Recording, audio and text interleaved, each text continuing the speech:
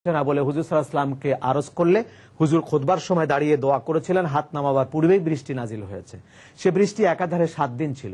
7 দিন পর সাহাবায়ে কেরাম আরেক দিন আবার গিয়ে বলেছে, হুজুর আজকে দোয়া করেন বৃষ্টি কমে যাক, বৃষ্টির পানি তো আমরা আর সহ্য হচ্ছে না। হুজুর আবার হাত এভাবে করে দোয়া করেছিলেন, তাতে বৃষ্টির পানি বন্ধ হয়েছিল। সেই জন্য এই মসজিদের নাম হয়েছে মসজিদে গামামা। এখান থেকে আমরা আবার যদি ব্যাক করে এখানে আসি, তাহলে এখানটায় পাবো আমরা মসজিদে ওমর, অর্থাৎ হযরত ওমর আব্দুল খাত্তাব রাদিয়াল্লাহু তাআলা আনহুর বাড়ি ছিল এটা। তিনি এখান থেকে অর্ধেক পৃথিবী শাসন করেছেন। আজকের ইউরোপ থেকে এখানে এসেই তাকে ট্যাক্স দিয়ে যেত, তাও দাঁড়ায় ট্যাক্স দিত না, আদবের সাথে হাঁটু গেড়ে বসে তাকে ট্যাক্স দিয়ে ইউরোপ চলে যেত। হুজুর আমাদেরকে শুধু আক্রমণ করবেন না। হযরত ওমর বলেছিলেন, আমার হাত থেকে বাঁচবার 3টি উপায়, হয় তোমরা ট্যাক্স দিয়ে যাবা, তোমাদের দেশ চালাও, আমি দখল করতে যাব না, না হয় তোমরা মুসলমান হও, তোমরা আমার ভাই, আর তৃতীয় পথ হলো যুদ্ধ করে আমার সঙ্গে বিজয় লাভ করে তোমরা দেশ চালাও। এই 3টির বাইরে কোনো উপায় আমার নেই। এই জন্য এরা সেই আজকের ইসরায়েল থেকে এসে, আজকের ইউরোপ থেকে এসে, ভূমধ্য সাগরের এপার থেকে এসে ওনাকে ট্যাক্স দিয়ে যেত, যা আপনি আমাদের দেশে যাবেন না।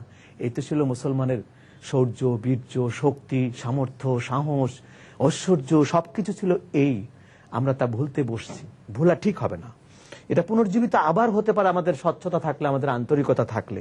এটা হযরতে ওমরের সেই বাড়িটি আজও দেখলে চোখের পানি আসে। অর্ধেকটা ভেঙে রাস্তা করা হয়েছে, অর্ধেকটা সেখানে রয়েছে যেখানে বসে ফারুক আজম গরিবের বেশে ছেঁড়া ফাটা কাপড় গায়ে দিয়ে অর্ধ পৃথিবীর খবর রাখতেন।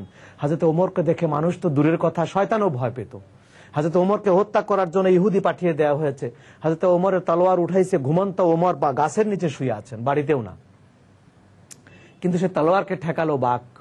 লোকটি বলল, হুজুর এটা কি দেখলাম? বলে, দেখো এটা বাঘও না, কিচ্ছু না, আমাকে হেফাজত করার জন্য আল্লাহ ফেরেশতা পাঠিয়েছেন। শুধু আমি নই, আমার মতো, আমার পথে, আমার মতে চলতে পারলে তাকে আল্লাহ এভাবে হেফাজত করবেন। সেটা হচ্ছে হযরত ওমরের এই মসজিদটা। মসজিদে নববীর এই গেটটার নাম বাবুল বকি, আর এখানেই হচ্ছে হুজুর সাল্লাল্লাহু আলাইহি ওয়াসাল্লামের রওজা শরীফ। রওজা জিয়ারত শেষ করে বাবুল বকি দিয়ে বের হলে, এভাবে কিছু দূর গেলে এই জায়গাটা হচ্ছে, এটা হচ্ছে জান্নাতুল বকি কবরস্থান।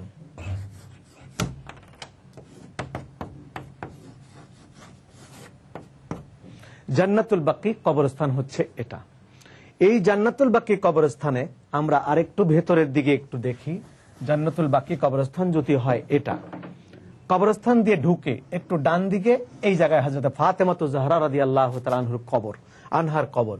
এটা যদি হয় কবরস্থানের গেট, ঢুকবেন এদিক দিয়ে, দুদিক দিয়ে মানুষ উঠতে পারে, এদিক দিয়ে উঠতে পারে, গেট দিয়ে ঢুকে ডান দিকে হযরত ফাতেমার কবর, তার একটু বাঁয়ে এখানে আজওয়াজে মুতাহহারাত হুজুর সাল্লাল্লাহু আলাইহি ওয়াসাল্লামের বিবিদের কবর, তার একটু পরে এখানে আইম্মায়ে কেরাম হযরত হুসাইন রাদিয়াল্লাহু তাআলা আনহুর বংশের কয়েকজন ইমামের কবর, তার একটু বাঁয়ে এখানে আসলে সুফিয়া আতেকা হুজুর সাল্লাল্লাহু আলাইহি ওয়াসাল্লামের ফুফু আম্মার কবর। আমরা এদিক দিয়ে সোজা চলে গেলে এখানে ইব্রাহিম ইবনে রাসূল, হযরতে ইব্রাহিম রাসূলুল্লাহ ছেলে একজন, তার কবর। সেখান থেকে আমরা আবার এদিকে গেলে হযরত উসমান জিন নুরাইন রাদিয়াল্লাহু তাআলা আনহু, তার কবর এখানে একটু উঁচু জায়গায়। এখান থেকে আমরা যদি এই দিকে আসি, তাহলে হযরত হালিমাতুস সাদিয়া রাদিয়াল্লাহু তাআলা আনহা, হযরতে হুজুর সাল্লাল্লাহু আলাইহি ওয়াসাল্লামের আম্মাজান, তাকে পেলেছেন, হাতে করে পেলেছেন, তাকে আদর করেছেন, তাকে দুধ পান করিয়েছেন, তার কবর হচ্ছে এটা। এখান থেকে আরেকটু যদি আমরা পূর্ব দিকে চলে যাই, তাহলে হযরতে ফাতেমা বিনতে আসাদ আলী রাদিয়াল্লাহু তাআলা আনহুর মা। এই হলো কবরস্থানের মোটামুটি কবরগুলোর চিহ্ন রয়েছে, এর ইতিহাস আছে। বাকি কবরগুলোকে আজ থেকে প্রায় 70 বছর আগে কবরে গম্বুজ ছিল, হযরত ফাতেমার কবরে গম্বুজ ছিল, সুফিয়া আতেকার কবরে গম্বুজ ছিল, হযরত উসমানের কবরে গম্বুজ ছিল। মোটামুটি এই কবরগুলো একটা গম্বুজের নিচে ছিল, এগুলো ভেঙে ফেলা হয়েছে, এগুলো এখন আর নাই। ভাঙ্গার সেই ছবি, সেই কিতাব ছিল, সেগুলো রয়েছে। এখন সব বালুতে পরিণত করা হয়েছে, কিন্তু আসাসটা, ভিত্তিটা রয়েছে। এই ভিত্তিগুলো এখন আছে, এখানে পাথর বসিয়ে দেওয়া আছে এবং এর ইতিহাস আছে, আপনারা খুঁজলে সেখানে পাবেন। তাহলে আমরা এই জান্নাতুল বাকি থেকে যদি আমরা এই দিকে চলে আসি, এখানে জান্নাতুল বাকি থেকে, এটা হলো পূর্ব থেকে আবার উত্তর দিকে যদি আমরা চলে আসি, এখানে একটা মসজিদ পাবো। মসজিদটার নাম হলো মসজিদে ইজাবা। রাসূলুল্লাহ এখানে গিয়েছিলেন এবং 3টি দোয়া করেছিলেন। 2টি দোয়া আল্লাহ কবুল করেছেন, একটি দোয়া মুলতবি রয়েছে, এখনো দোয়াটি ওইভাবেই রয়েছে। 2টি দোয়া হলো, আল্লাহ তুমি আমার উম্মতকে না খেয়ে খাদ্যের অভাবে মেরো না। আরেকটি দোয়া হলো, আমার উম্মতের উপরও কোনো বিজাতি বিজয়ী না হয়, গালেব হয়ে না যায়। এ দুটো আল্লাহ কবুল করেছেন। সত্যিকার অর্থে হুজুর সাল্লাল্লাহু আলাইহি ওয়াসাল্লামের উম্মত যারা, তারা না খেয়ে মরবে না, আর বিজাতির দ্বারা মার খাবে না। 3 নম্বর দোয়া করেছিলেন হুজুর সাল্লাল্লাহু আলাইহি ওয়াসাল্লাম, আমার উম্মতের ঐক্যের ব্যাপারে আল্লাহ আপনার কাছে দরখাস্ত। এটা রয়েছে মুলতবি। এটা কবুল হয়েছে কি হয় নাই একটিও বলা যাবে না। রাসূলুল্লাহর দোয়া কবুল হবে না এটা বলা যাবে না, কিন্তু দোয়াটির কোনো রেসপন্স আসে নাই, আল্লাহর তরফ থেকে কোনো সাড়া আসেনি। এই দুটো এসছে। একটি মুসলমান যদি হতে পারে, রসুলের উম্মত যদি হতে পারে, সে না খেয়ে মরবে না। 1, 2, কোন বিজাতি এদের উপরে বিজয়ী হতে পারবে না। আজকে বিজাতিরা আমাদের উপরে বিজয়ী হচ্ছে, তাহলে কি হাদিস মিথ্যা, নাকি আল্লাহ মিথ্যা বললেন? না, আমাদের ভিতরে খাদ রয়েছে, আমাদের ত্রুটি রয়েছে, এটাই স্বাভাবিক। আল্লাহ মিথ্যা বলবেন না, আল্লাহর হাবিবও মিথ্যা বলবেন না। হয়েছে কি, আমাদের উপরে বিজয়ী হচ্ছে, আমরা নিষ্পেষিত নির্যাতিত হচ্ছি। সহজ সোজা এবং দিবালোকের মতো সত্য, কারণ ত্রুটি আমাদের ত্রুটির জন্য আমরা খাঁটি হতে পারিনি বলে আমাদের উপর অত্যাচার। চলুন আমরা ভিডিও চিত্রের মাধ্যমে জান্নাতুল বাকি একটু আমরা দেখে নিই। মানুষ যত নিরাপদ জায়গায় থাকুক না কেন, মৃত্যু তাকে স্পর্শ করবেই। আল্লাহ পাক আরো বলেন, কুল্লু নাফসিন যায়িকাতুল মাউত, মানুষ মৃত্যুর স্বাদ পাবেই। ওয়া ইন্নামা তুওয়াফাউনা উজুরাকুম ইয়াউমাল কিয়ামাহ ফামান যুহজিহা আনিন নার ওয়া উদখিলাল জান্নাতা ফাকাদ ফাজ। এই পৃথিবীটুকু সামান্য সময়, যাকে আল্লাহ পাক ইচ্ছে করে কিয়ামতের দিন পুরস্কৃত করলেন, বেহেশত নসিব করলেন, সেই সৌভাগ্যবান। এই জান্নাতুল বাকিতে যারা আছে তারা সকলেই সৌভাগ্যবান। মহান আল্লাহ রাব্বুল আলামিন এদের সম্বন্ধে বলছেন, লা তাহসাবান্নাল্লাযীনা কুতিলু ফী সাবিলিল্লাহি আমওয়াত বাল আহইয়াউন ইনদা রাব্বিহিম ইউরযাকুন। যারা আল্লাহর রাস্তায় জীবন কাটিয়ে দিয়ে ইন্তেকাল করেছেন, তাদেরকে তোমরা মৃত বলো না। এরা সাধারণ মৃত মানুষের মতো নয়, তাদের কবরে আমি বেহেশতের খাবার এবং পানীয় পৌঁছাতে থাকি কিয়ামত পর্যন্ত। শুধু দর্শক মণ্ডলী, আপনারা দেখতে পাচ্ছেন সোজাসুজি সামনে গোল একটা পুরনো দেয়াল ঘেরা কালো, এবং নিচে কবর।